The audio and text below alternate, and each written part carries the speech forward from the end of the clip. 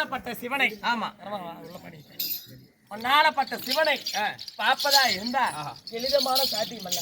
ஆமா, எளிதான காரியம் இல்ல இல்ல. அதனால என்ன செய்யணும்? ஒரு கம்பம் எடுத்து நிறுத்தி அந்த கம்பத்து மேல என்னென்ன நாட்டணும், எப்படி எப்படி செய்யணும் தெரியுமா? எப்படி? அம்மா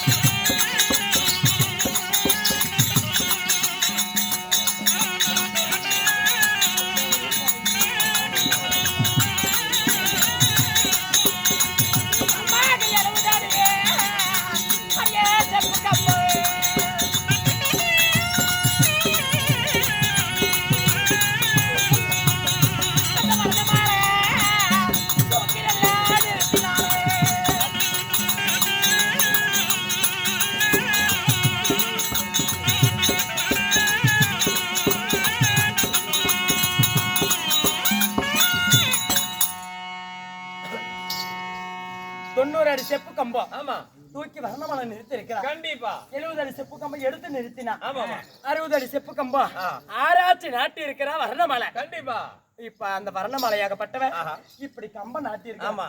ஆனா கம்பமா இருந்தா உண்மைதான், ஒரு செய்யும் தொழிலே தெய்வம், செய்யும் தொழிலே தெய்வம். ஆனா ஒரு மரமே ஏறாங்களான்னு வச்சுக்க, அந்த மரத்தை தொட்டு வணங்கிட்டு தான் கண்டிப்பா மேல இருக்கிறவங்க மரம் ஏறுவாங்க. கண்டிப்பா நாம எந்த வேலை முதல்ல செஞ்சாலுமே அதை தொட்டு வணங்கிட்டு தான் அந்த வேலையை நம்ம தொடங்க முடியும். அதனால நாம அந்த கம்பத்தை மேல ஏறணும். சரி, கம்பமும் ஒரு பொண்ணு, நானும் ஒரு பொண்ணு. கண்டிப்பா பொன் மரம் தான் இன்னுமே தவிச்சு இறந்ததா இருந்தா ஒரு பெண் மரம் தான் நடுவாங்க. கண்டிப்பா அந்த கம்பத்து மேல ஆடுறதா இருந்தா ஒரு பொம்பளை தான் ஏறி ஆட முடியும். கண்டிப்பா ஒரு ஆண் ஆட முடியாது. அதனால நானும் ஒரு பெண், அந்த கம்பமும் ஒரு பெண். கண்டிப்பா அதனால அந்த கம்பத்துக்கு நம்ம பூஜை செய்யணும். ஆமாமா.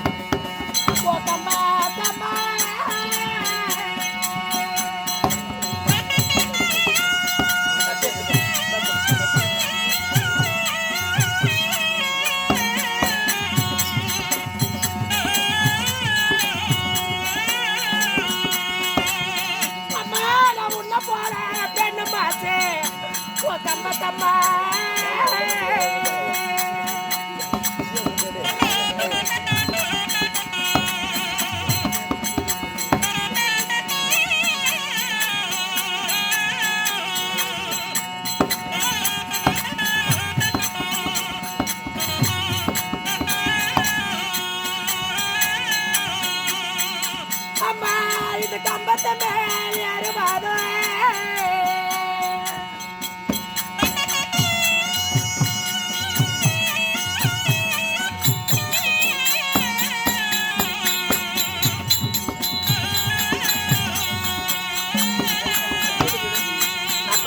கண்ணுக்கு தாதரவு தர வேண்டும்.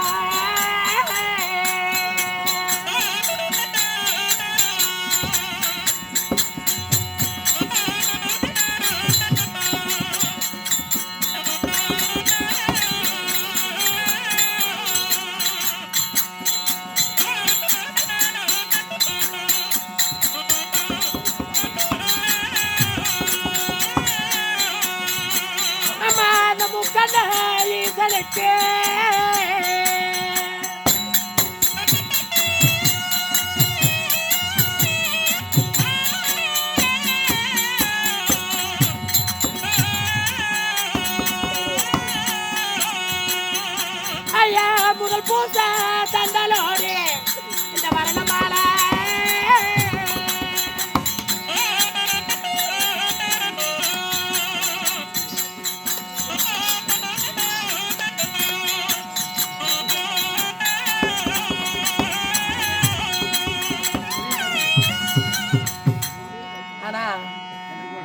பத்திரமான கம்பமாகப்பட்டது வர்ணமாலை எடுத்து நிறுத்தி இருக்கிறார். அந்த கம்பத்து மேல ஏறுவதா இருந்தாலுமே ஐயனாகப்பட்ட முக்கன் படைத்த ஈசனுக்கு நாம பூஜை செய்ய வேண்டும் அல்லவா? அந்த முக்கன் பரம கடவுளுக்கு நாம பூஜை செய்து விட்டுதான் பிறகு கண்டிப்பா அந்த சிவனை பார்க்கணும்.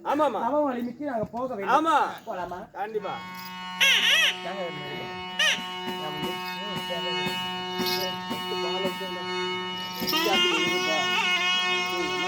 ஐயா காசி கங்கா தீர்த்தமாதே போசிவனே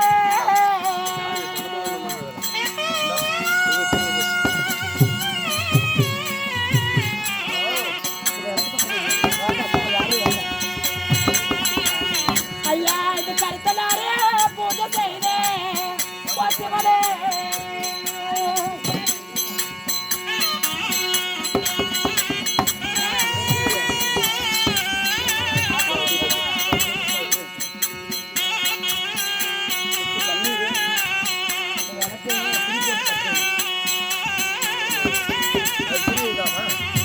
ஐயா அவனுக்கு பாலால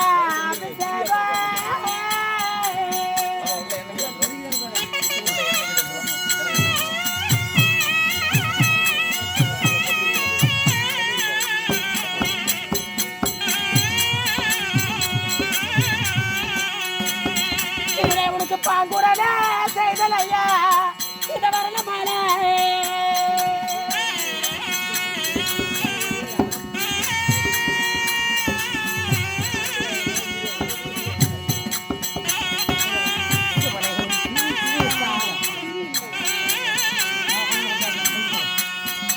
ஐயா உனக்கு தைலால அபிஷேகம்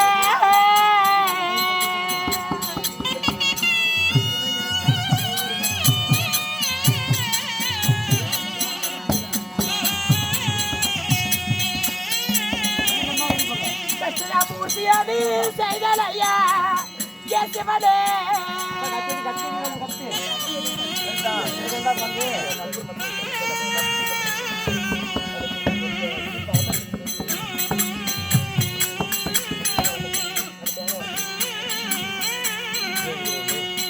ஐயா நல்ல அபிஷேகம்